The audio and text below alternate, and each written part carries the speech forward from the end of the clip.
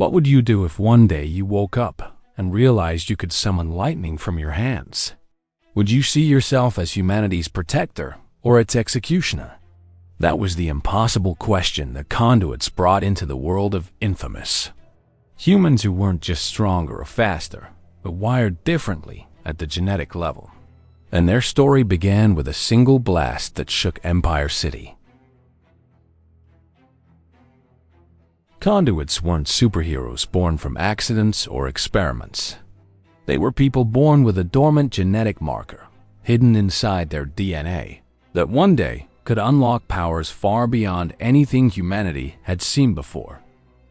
The First Sons were the ones who discovered this hidden truth, a secretive organization with roots older than the government itself. They believed Conduits represented humanity's future, or at least a future they could control.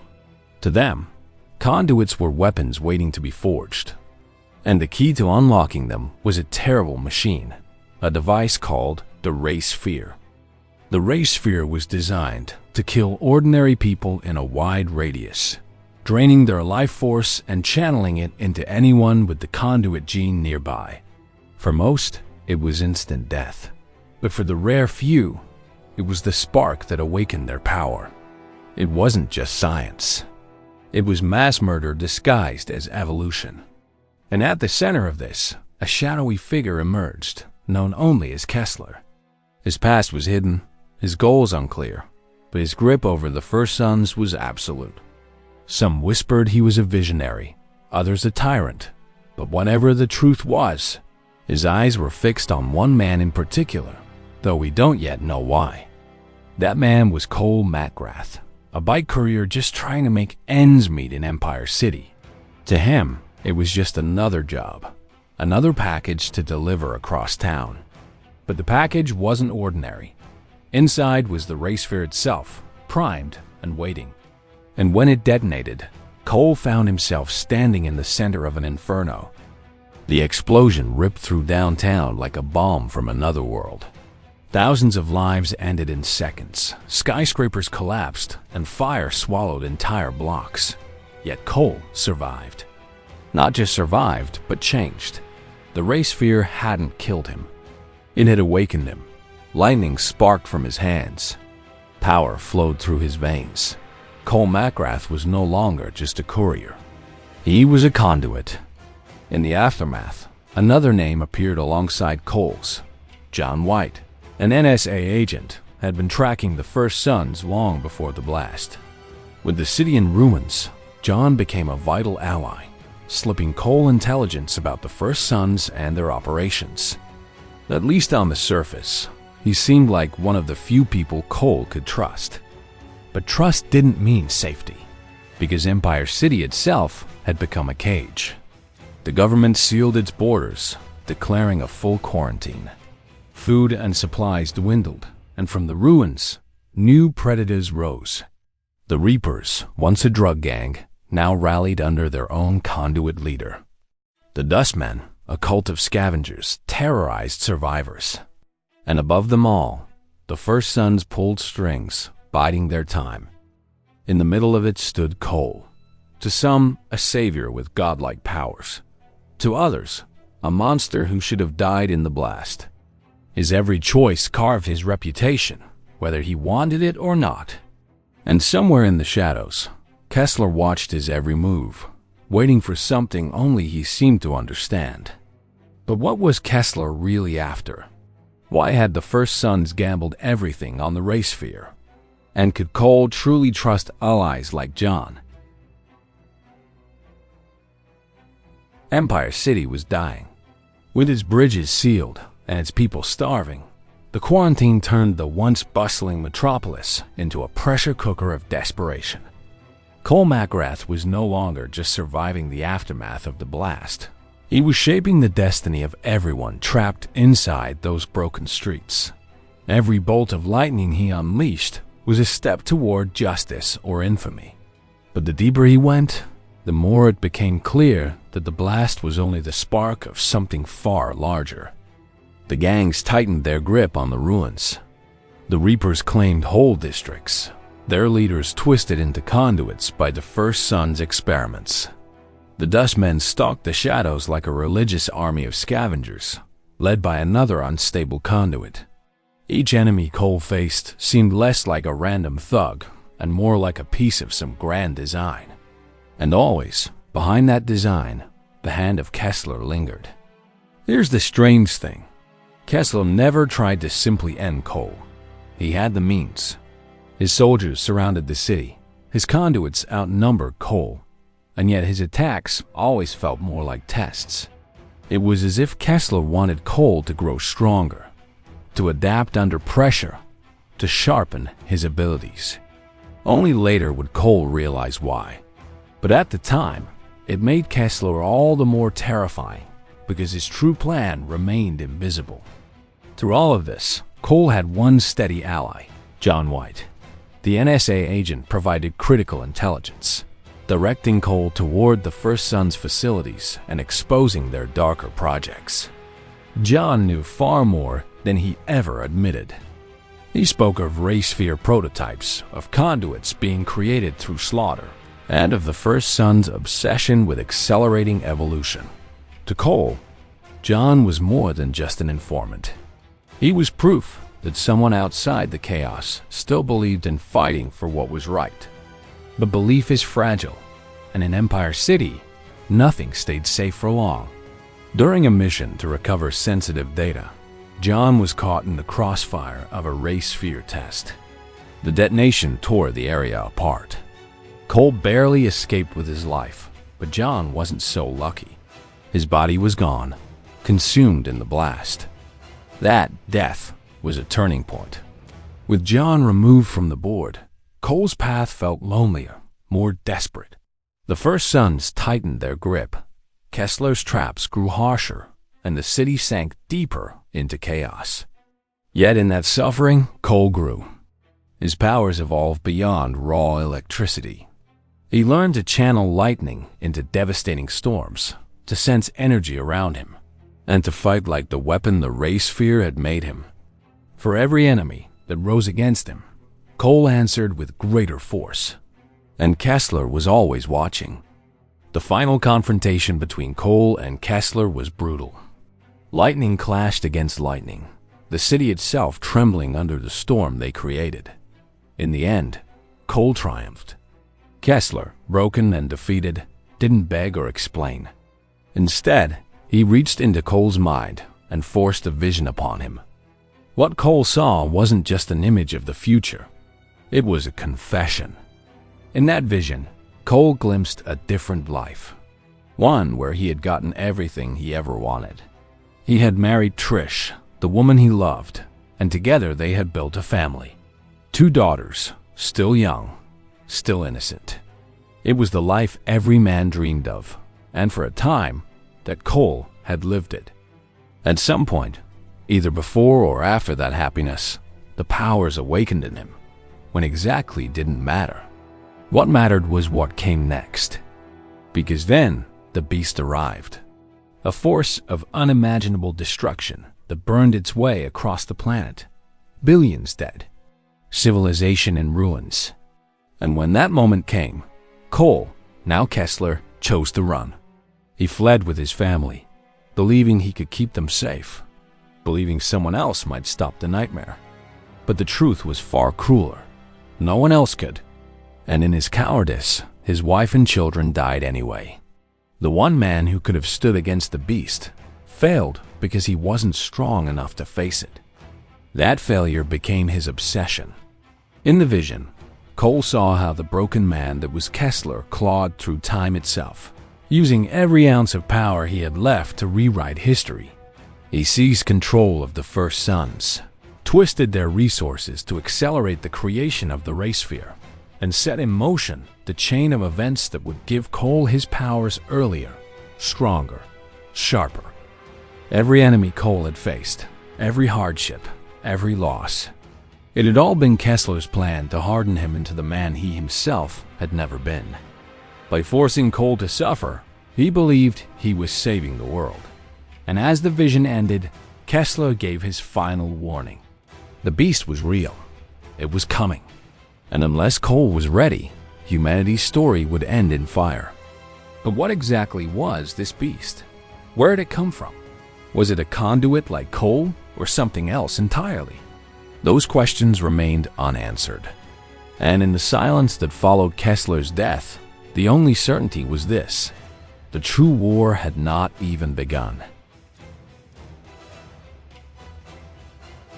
The fallout from Empire City didn't end with rubble. Something far worse began to spread in its wake. A plague, silent but merciless, sweeping through the population. Doctors and scientists were baffled, but the truth was darker than anyone wanted to admit. The disease wasn't random. It was born from the ray sphere's detonation, tied to the same ray field energy that created conduits in the first place. Here's the cruel twist.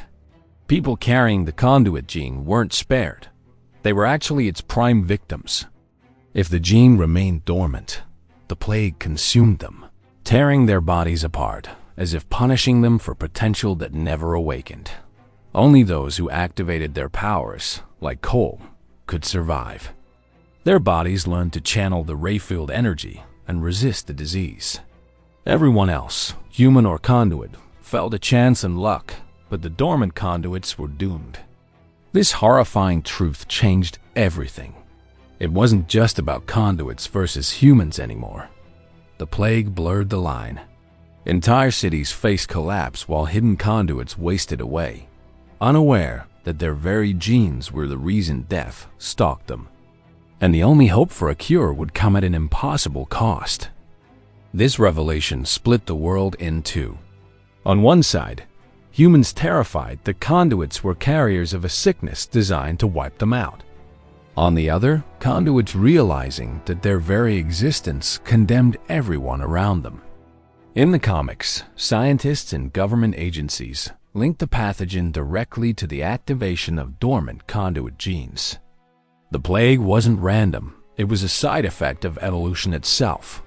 Humanity's next stage was poisoning the old one. Cole left Empire City carrying this burden. With Zeke at his side, he traveled south to New Marais, the stronghold of the First Sons. He needed allies, answers, and above all, a way to prepare for the beast Kessler had promised. But nothing in New Marais came easy. The city was ruled by Bertrand, a demagogue who painted conduits as monsters while secretly conducting experiments to create his own army of bioengineered freaks. Cole found himself trapped between fear-mongering humans and unstable conduits.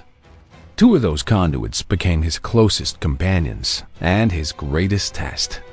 Kuo, a former Ansei agent turned ice-wielding conduit, believed the best path was control, discipline, and sacrifice.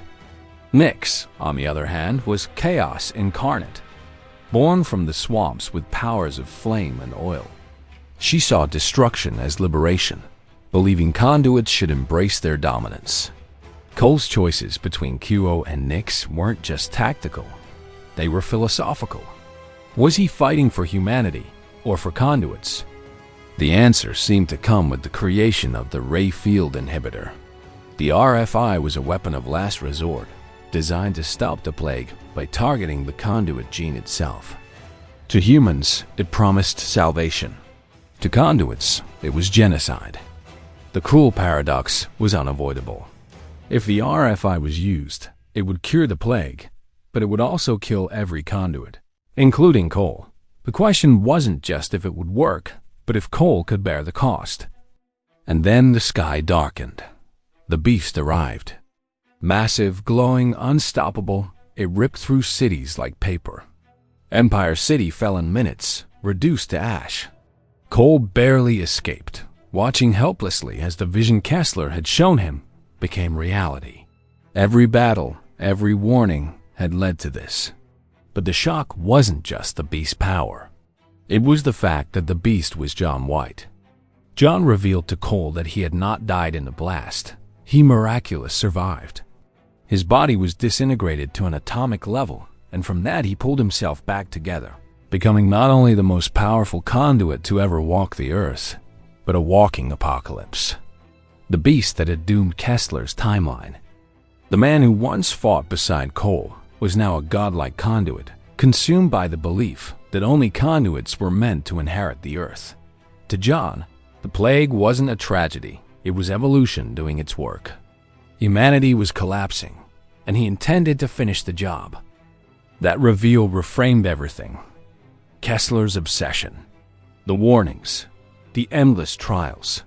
All of it had been pointing to this moment. The beast wasn't a stranger. He was John, a friend, a mentor, a man who once shared Cole's mission. Now he was the apocalypse made flesh. The horrifying truth about the plague left Cole with one possible salvation: the Rayfield inhibitor, or RFI. On paper, it was simple. The RFI could unleash a wave of Rayfield energy strong enough to cleanse the plague completely. One pulse and the disease would vanish. But here's the catch. The RFI didn't just burn away the plague. It burned away conduits. Every awakened conduit across the globe would be erased instantly, their powers and their lives extinguished. To the sick and the dying, it was a miracle waiting to happen. To conduits, it was a death sentence disguised as salvation. That was the cruel paradox at the heart of Cole's journey.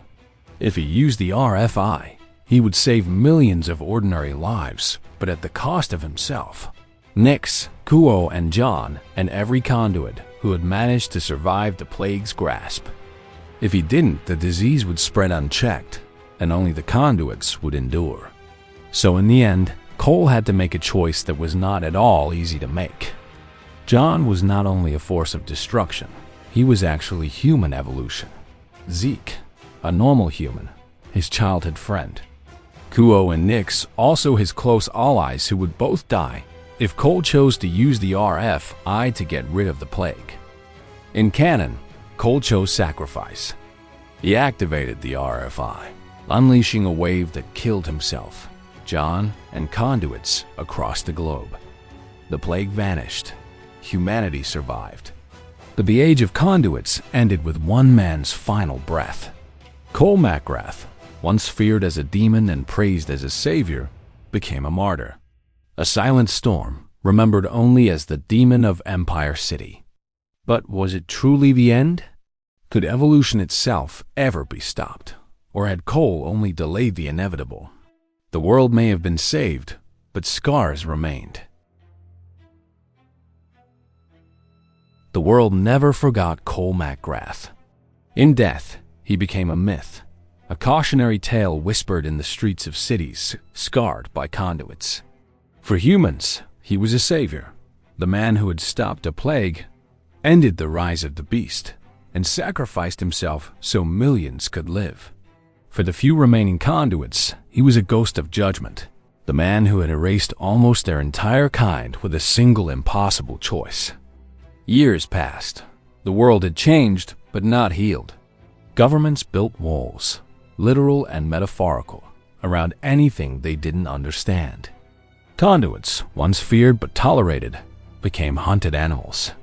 Labeled bioterrorists by the Department of Unified Protection, the DUP, they were no longer citizens. Their powers, once marvels of human potential, were treated as weapons to be eradicated. Every city became a cage, every alley a potential execution site. Seattle emerged as the new epicenter, a city teeming with life, energy, and growing unrest. The DUP had set up a near-military occupation, scanning, tracking, and imprisoning anyone showing signs of the conduit gene. Rumors spread of detention facilities where experiments continued under the guise of research.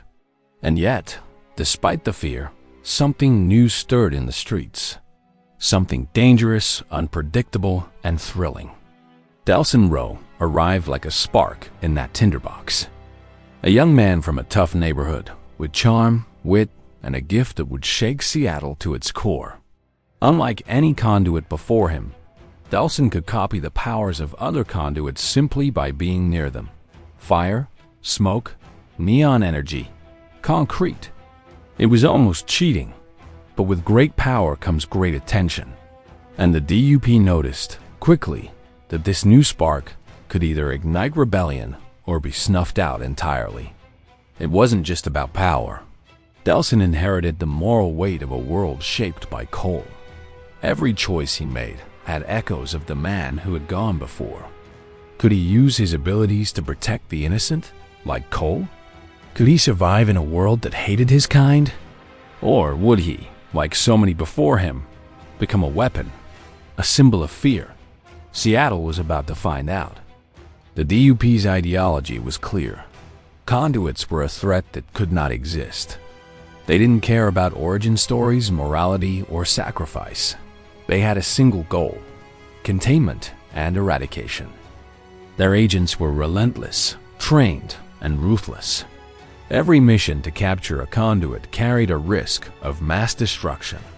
The streets became a chessboard, with humans as pawns and conduits as both kings and targets. Yet in the shadows of this oppression, stories of Cole persisted. Some told of his mercy, his lightning storms, and his last heroic act. Others whispered of the devastation he caused, of the citywide death and the RFI pulse that had ended almost all conduits. To many humans, he was untouchable, a legend of sacrifice. To conduits, however, he was the man who had erased their future. The memory of Cole was a double-edged sword, inspiring and haunting at the same time. Delson, like Cole, faced a city teetering on the edge of chaos. The DUP's surveillance was everywhere, drones buzzing through the skyline, scanners in every public area, and agents infiltrating neighborhoods. Every use of his powers drew attention. Every act of heroism or vengeance carried consequences far beyond the moment. The balance of fear and freedom was fragile, and one spark could ignite it all. But the young conduit wasn't alone. Alongside Delson were allies, ordinary humans and outcasts who recognized that not all conduits were threats. They shared information, safe houses, and strategies. They whispered of Cole's ideals, of how a single conduit could stand against impossible odds, and how morality could survive in a world gone mad. Each story became a lesson, a shadow of Cole guiding the next generation of superhumans. Yet, the lesson was also a warning. Cole's sacrifice had saved humanity, yes, but at what cost? Every city conduits touched remembered the RFI, remembered the pulse, remembered the nearly total eradication of their kind. That fear lingered, passed down from one survivor to another. Even Delson, with his unique gift, could not ignore the shadow of history. The world had been both saved and scarred. Could he navigate that tension without repeating mistakes? Seattle itself reflected that tension. Neon lights flickered over streets that had seen both wonder and terror. Corporate facades hid resistance cells. Alleyways harbored rebels, children trained to survive the DUP's watch. Conduits moved like ghosts, learning, hiding, striking when needed. Every corner, every rooftop was a battleground. But unlike Cole, Delson's power gave him adaptability. He could use the energy of others to level the playing field. But would that make him the savior or the destroyer? The DUP escalated tactics. Weapons calibrated to detect ray field energy.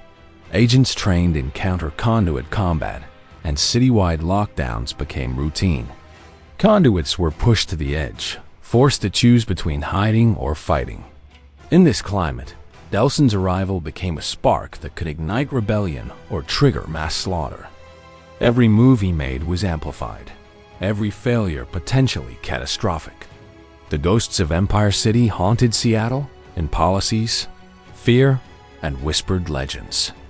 Meanwhile, rumors of Cole's actions evolved into mythology. Some claimed he had been a demon, ending all conduits in a single pulse. Others remembered him as a savior, stopping a plague that had threatened humanity's extinction. Delson inherited both legacies, the demon and the savior. Could he embody one without becoming the other? Or would history judge him as it had Cole? Impossible to satisfy, impossible to escape. Even the human population struggled to reconcile these truths. Conduits were feared, hunted, and hated. Yet they were also the reason the plague had been stopped, the reason humanity had survived. Every city official, every DUP agent, had to answer the same uncomfortable question. Were conduits protectors or executioners? Delson's very existence forced that question into the open again, and the world watched, waiting for an answer. For Delson, the stakes were intensely personal. His powers, inherited through proximity rather than birth alone, made him uniquely vulnerable to both discovery and temptation. Could he resist the allure of limitless abilities in a world built to control him?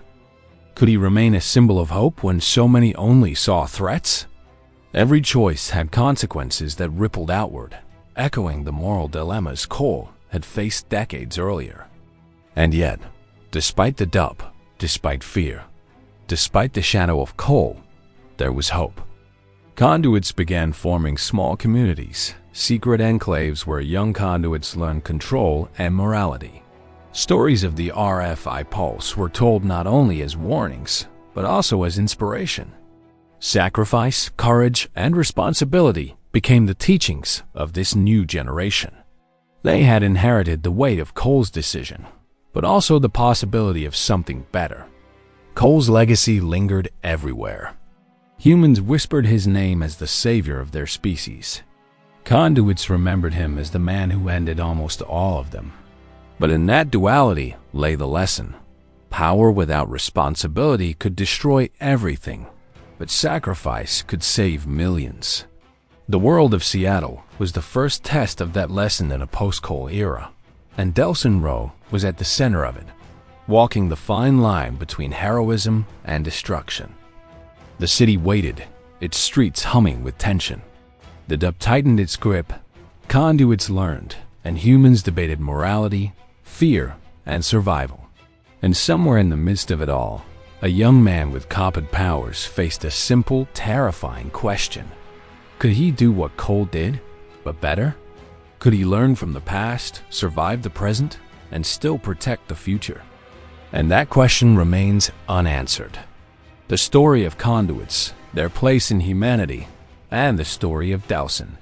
Now, even though I'm not a fan of infamous Second Son, it was pretty decent game. Unfortunately, Sucker Punch Studios abandoned this series, prioritizing the Ghost of series, and to be honest, I would rather have another infamous game, rather than Ghost of Yotei with all the progressive nonsense. Anyways, that's all folks. If you've made it this far, consider subscribing to the channel. The gaming industry is dying, and I'm doing my best to hold on to the golden memories they gave us back in the day. Until next time, take care.